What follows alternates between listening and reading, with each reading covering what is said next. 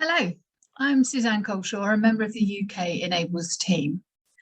The Enables project aims to increase and strengthen distributed leadership in schools by using innovative methods of arts-based and embodied methods of leadership development, which we've trialled. The UK Enables team used collage creation as one of the expressive activities in our online workshops. We asked participants to express their response to the question, how do you lead change with others, as a collage? In this video, I'll be talking about what collage is, why we used it, and how it can be used. I'll be sharing examples of collages which were created by our participants. I'll finish by sharing a few ideas about what you might like to consider when planning to lead an activity using collage.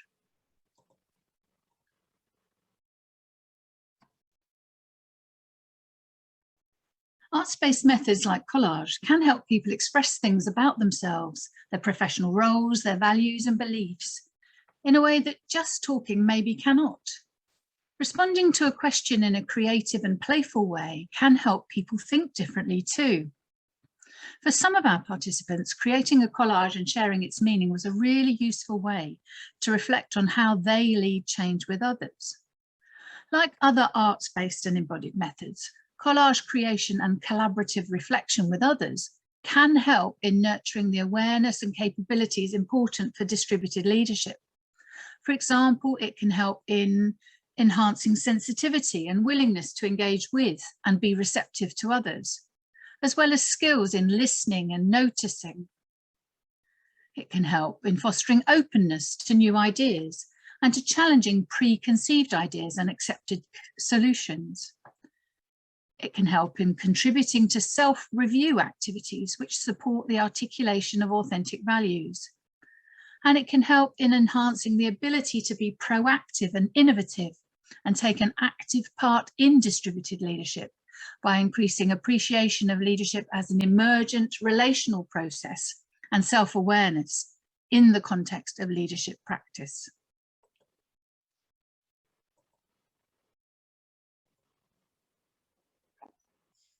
For lots of people, the word collage conjures up the idea of tearing or cutting out things from magazines and sticking those pieces in some sort of arrangement. That is one form of collage, and the word comes from the French word coller, which means to glue.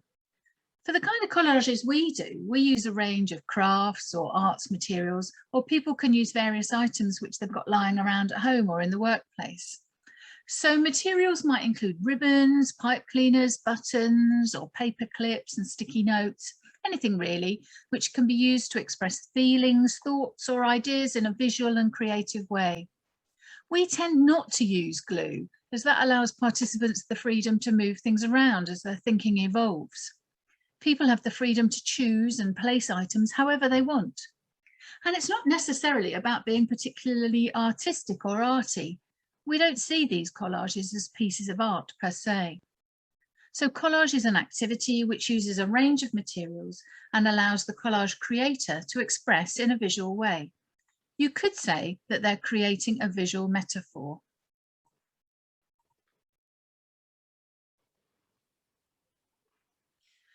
Collage can be a very powerful tool. I've even said on many occasions that it can do funny things to people. So what do I mean by that? Well, collage has the potential to reveal things to you that you might have struggled to put into words. Creating a collage can help you access thoughts, feelings, and ideas that you wouldn't necessarily just talk about. The UK team has used collage before in a variety of settings, and we've found it can be an effective way for participants to think about their leadership practice.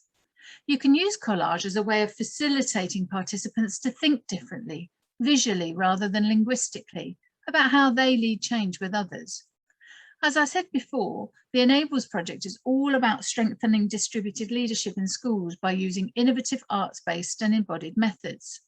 So methods such as collage can be an opportunity for participants to express their response to a question in the form of a collage, and then to share that with others.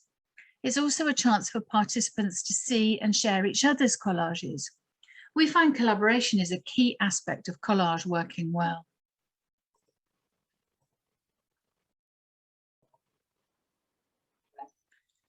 Collage can work well when it's created as a response to a question. We tend to invite participants to create a collage in response to a stimulus question, and in the Enables project, that question was, how do you lead change with others? Our workshops were held online, so we'd ask participants to look around at home or in their workplace for materials to use. When we do these workshops face-to-face, we usually take collage boxes with us for participants to use. Our boxes contain a range of arts and crafts materials like pipe cleaners, lolly sticks, straws, elastic bands, buttons, beads, crepe paper, shiny sequin type things, foam shapes in a range of colours, metal items such as springs and nuts and bolts. So it can really help to offer a wide range of textures and to have things that can be broken or reshaped.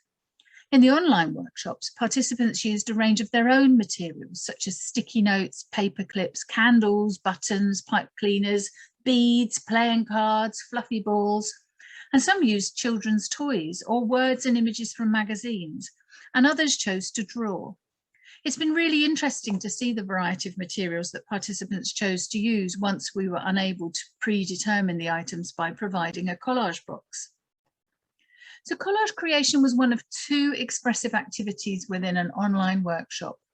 The other was an embodied activity, which we call gesture response, and there's a separate guide on the website about that. Group size and group dynamics are important, and so we usually only had about 4 participants, and the sessions lasted about 2 hours. In other projects, we facilitated collage creation face-to-face with individuals and small groups and larger groups of people, most recently with nearly 100 school staff. You need about 20 minutes for the actual collage creation, and then you can invite participants to share their collages. When online, this can be done using a photo of the collage, which is shared on the screen. Participants are then invited to share the meaning of their collages, and others are invited to respond. This works best when done in a mutually respectful manner, and many of our participants commented on how safe and comfortable they felt in the online workshop environment.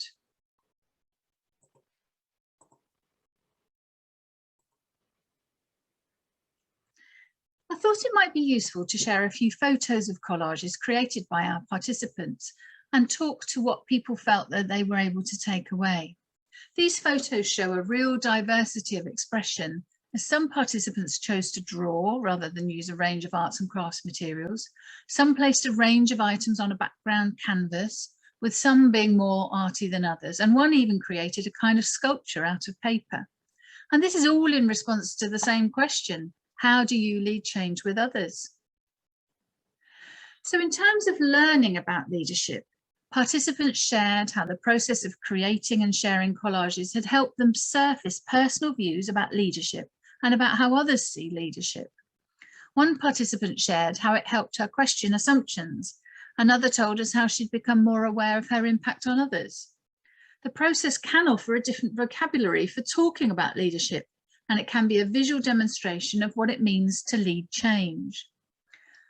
Elsewhere on this website, there is a video called Collage Reflections, which shows a broader range of collages created by participants in the workshops.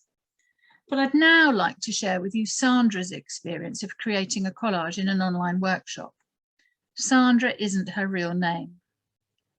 Sandra was really enthusiastic and quite confident about creating a collage. Her collage consists of 3 sheets of paper positioned in a row, and she used items such as coloured pipe cleaners, small soft-looking balls of different sizes, and bows. Sandra's collage can be read from left to right, and the overall impression of her collage is that it is uncluttered and quite simple.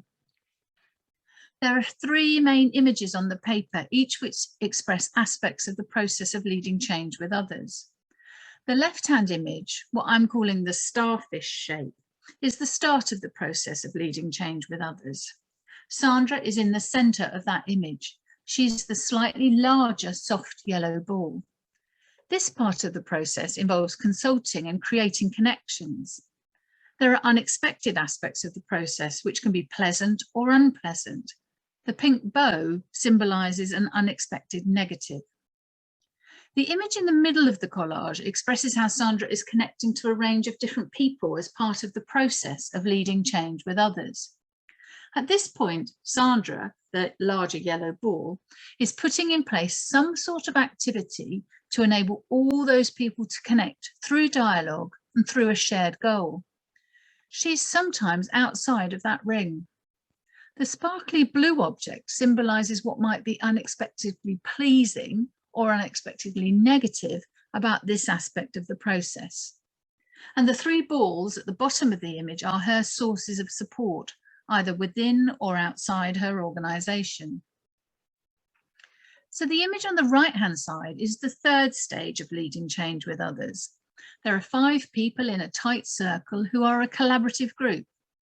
There's no connecting line between them, but they are bonded and have a shared purpose. They are totally on board and they're influencing others, says Sandra, which is expressed via the pipe cleaners which reach out to other groups of people.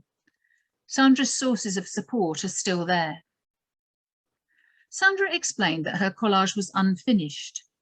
When reflecting, she felt that it was all rather idealistic and beautiful, and how lovely it would be if leading change with others was always like that. With more time, she would have liked to have added a spanner to represent a spanner in the works.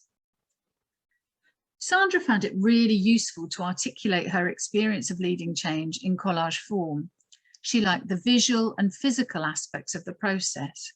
She felt it was vital to be able to move things around. What she noticed was that the process had helped her to deepen her understanding of leading change with others.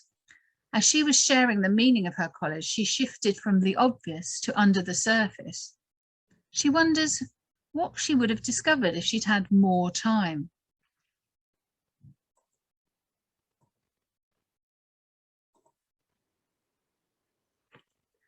Establishing a meaningful, respectful and safe space in which people feel that they can give collage a go is absolutely key. It can help to keep the group size pretty small. We tended to have only about 4 people in a session, as that allows ample space for everyone to create, express, reflect and share. Some people are naturally drawn to being creative and doing things like this, well, they understand what they need to do and require very little support. Others might be a little more unsure or unclear, and it can help to talk the activity through and or show examples of collages. But there's a balance to be struck between giving complete creative freedom and being prescriptive. It can help to emphasise that it's not about being artistic. People are not creating a piece of art here, and to reinforce the message that there's no right or wrong way of doing it. And it's good to reassure people that they might feel a bit uncomfortable or awkward at first. In online sessions, people might choose to keep their cameras on, others might prefer to stay behind their cameras. Some people like to have music on in the background, others prefer silence. Others still like to chat when creating their collages, which is easier when you're doing it face to face. What we found doing this online was you couldn't see what other people were creating, and so there was a level of privacy afforded by being in Zoom rather than in an actual room. Some people said they liked that, as they weren't comparing themselves and their collages to anyone else. Thanks for taking the time to engage with this guide about how collage can help explore distributed leadership. I hope I've given you an insight into how collage can be used and has inspired you to have a go.